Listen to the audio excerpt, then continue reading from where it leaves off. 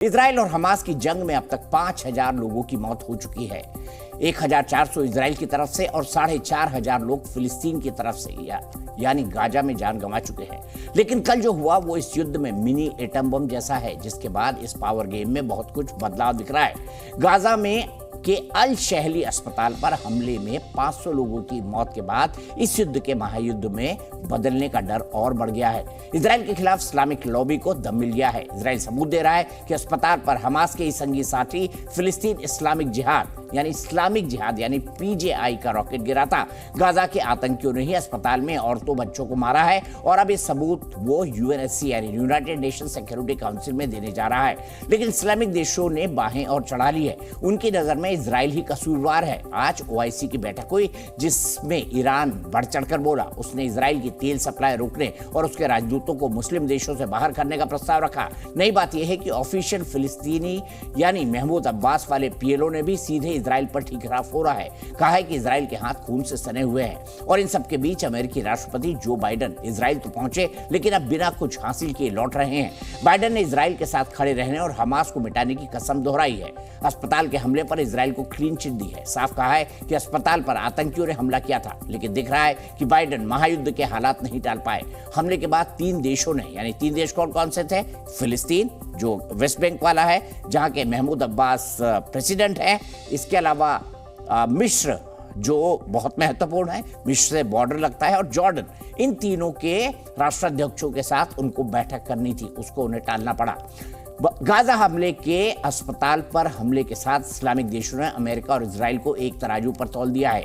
500 से 800 लोगों की मौत पर जहां जहां प्रदर्शन हो रहे हैं, उसमें अब अमेरिका भी निशाने पर है। इसी पर बात करेंगे। तमाम पहलू है। कौन कौन मेरे साथ जुड़ गए हैं बता देता हूं। आज मेरे साथ एक खास मेहमान जुड़ेंगी तेल अवीव से। उनका नाम है जैकलिन डैनियल। वो वहाँ की एक सशक्त आवाज़ हैं। मेरे साथ एम्बेसडर दीपक वोरा जुड़ चुके हैं। आप जानते हैं भारतीय डिप्लोमेसी की वो बहुत शानदार, जानदार और वजनदार आवाज़ हैं। प्रोफेसर संगीत रागी, पॉलिटिकल एनालिस्ट और लेखक मेरे साथ जुड़ गए हैं। मेरे साथ मोहम्मद अतीक है, लीडर है इंडियन यूनियन मुस्लिम लीग के। मेरे साथ शेख अलीमुद्दीन असदी, इस्लामिक स्कॉलर हैं। मेरे साथ मौलाना मुफ्ती नदीमुद्दीन हैं और मेरे साथ ही साथ मुफ्ती शमूम कासमी जी हैं, जो कि उत्तराखंड मदरसा एजुकेशन परिषद के अध्यक्ष हैं। सबसे पहले जैकलिन जी, मैं आपसे शुरू करना चाहता हूं। सबसे पहले, आज पूरे अरब देश इजराइल पे आरोप लगा रहे हैं कि आपने हमारे 500 लोगों को मार दिया। 800 लोगों को कह रहे हो, 800 लोग हो गए। अस्पताल पे आपने हमला किया है, बड़ा कायराना काम है। आपने इंसानियत को शर्मसार कर दिया। जैकलिन जी, आप क्या कहेंगी? क्या इजराइल ने हमला किया था और क्या यहूदियों के संस्कार या फिर इजरायली थॉट में है?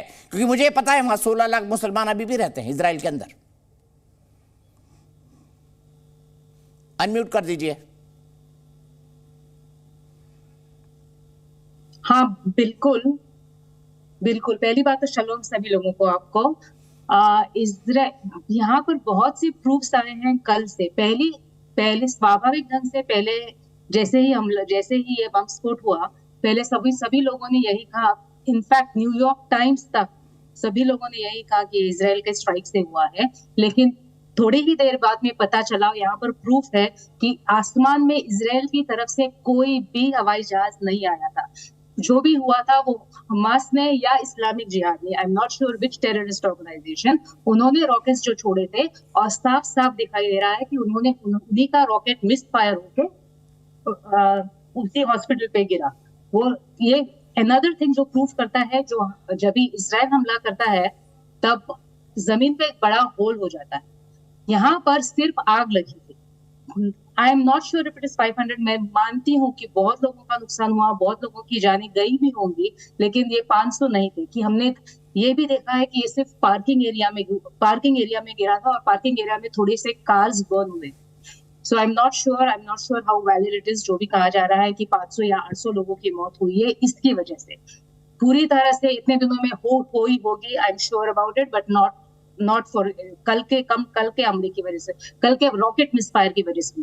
और पूरी सभी तरह के प्रूफ्स ये बता रहे हैं कि प्योरली एक रॉकेट मिसफायर था उन्हीं की तरफ से।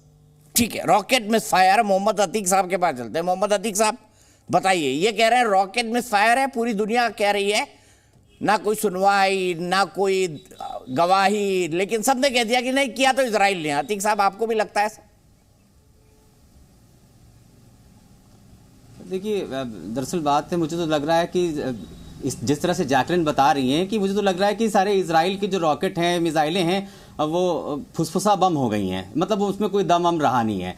और हमास के पास जो रॉकेट हैं वो मिसफायर हुए जा रहे हैं, बेकाबू हुए जा रहे हैं। आज मैं सबसे पहले जो स्वागत करूंगा भारतीय प्रधानमंत्री नरेंद्र मोदी जी का जो बयान आया वो बहुत बेहतरीन है। उन्होंने कहा कि हर तरह की हिंसा का मतलब उसमें इजराइल भी इंक्लूड है। उन्होंने इस दबे लफ्जों में ये कहा है कि इजराइल जिस तरह से हिंसा फैला रहा है उसको भी कंडेम किया उन्होंने। और आपको बता दें, इजराइल फंस चुका है। वॉर क्राइम, यूनाइटेड नेशन की बहुत सारी एजेंसीज कह रही हैं कि इजराइल वॉर क्राइम कर रहा है। अब वो फंस चुका है। अब वो अब्बा आए थे, अब वो गले लग के रोया बेटा उनके साथ में। फिर अब्बा ने कहा कि नहीं नहीं, इसने तो नहीं कहा। अरे आप पूरे मुल्क के जो है, पूरे हिंदुस्तान और पूरे क्या कहते हैं दुनिया के दादा नहीं हैं। आप वही हैं जो आपने कहा था कि सद्दाम हुसैन के पास कीमियाई हथियार हैं, कीमियाई, और पूरे इराक को आग के गोलों में तब्दील कर दिया। तो उसके बाद कहने लगे नहीं, कुछ तो नहीं मिला। सद्दाम हुसैन को फांसी भी आपने चढ़ा दी। ये वही अमेरिका है जो सफाई देके जा रहा है इजराइल को। इजराइल ने वॉर क्राइम किया है, इजराइल फंस चुका है। और मैं आज आपको बता देता हूं कि अगर यूनाइटेड नेशन में वॉर क्राइम का प्रस्ताव आएगा, इसमें मुस्लिम मौलाना ने बड़ी बड़ी तकरीर पढ़ी कि देखिए ये यहूदी इजरायली चूहों की तरह भाग रहे हैं। ये भारत के ही मौलाना थे जो कह रहे थे ये चूहों की तरह भाग रहे हैं। आज आपको बड़ा दुख हो रहा है। इजरायली की मौत नहीं है। कोई मुसलमान मर जाए तो वो जो बड़ा हल्ला हो गया, ऑर्गेनाइजेशन ऑफ इस्लामिक कंट्री बोलने लगा। वैसे हम मोदी जी की तारीफ कर रहे हैं अतीक साहब। कल देखना, कल आपके कौम वाले आपको पकड़ के डिशम ना कर दें। नहीं, मोदी जी नहीं, मैं भारत के स्टैंड और भारत की पॉलिसी के तो को हमेशा से ही मैं उसकी तारीफ करता रहा हूं। बीच में मोदी जी इधर चले गए थे, लेकिन पूछ लिया था तो ऐसे भड़क गए थे कि किसकी बात कर रहे हैं आप। आज उनको अच्छे लगने लगे मोदी जी। कल तो महमूद अब्बास के भी आप गा रहे थे गुण। आज तो महमूद अब्बास ने भी इजराइल को कह दिया कि वो टेररिस्ट है। मैं इसका खुलासा करूंगा। देखिए, आप लोग क्या पढ़ने लिखने से आपका दूर का रिश्ता नहीं है। मैंने गलत बात उनकी कोट की, उसको भी सही मान लिया आपने। मतलब, और मैंने ही अपनी गलती को निकाली। पढ़ने लिखने से हमारा कोई वो नहीं है, लेकिन हो सकता हो कि आपका पत्रकारिता से बहुत अच्छा रिश्ता हो। मैं उस पर कुछ नहीं कहने वाला। इराक से खबर कि सद्दाम हुसैन के महलों में कुछ नहीं निकला, मोहम्मद अतीक, ये मैंने ही बताई थी। देखिए, वही मैं कह रहा हूं, ये वही अमेरिका है। ये जो बोल रहे हैं ना, ये जो बोल रहे हैं, ये मैंने बोला था। कहां से बोला था? बगदाद से खड़े होके। बात करते हैं। बहुत अच्छी बात है, बहुत अच्छी बात है।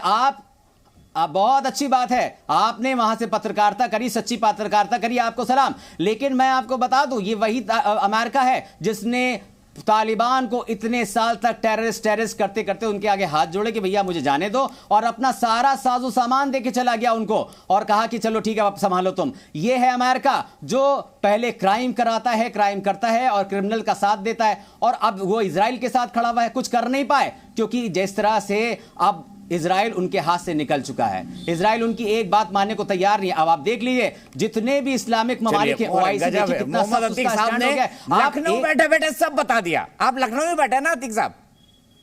नहीं, बिल्कुल। आप दिल्ली में बैठे हैं ना, नोएडा में? जी बिल्कुल बिल्कुल, दिल्ली में बैठा हूं, नोएडा में, वहां से ये एंकरिंग कर रहा हूं। बिल्कुल। तो लेकिन संगीत रहेगी जी, आइए आपकी नजर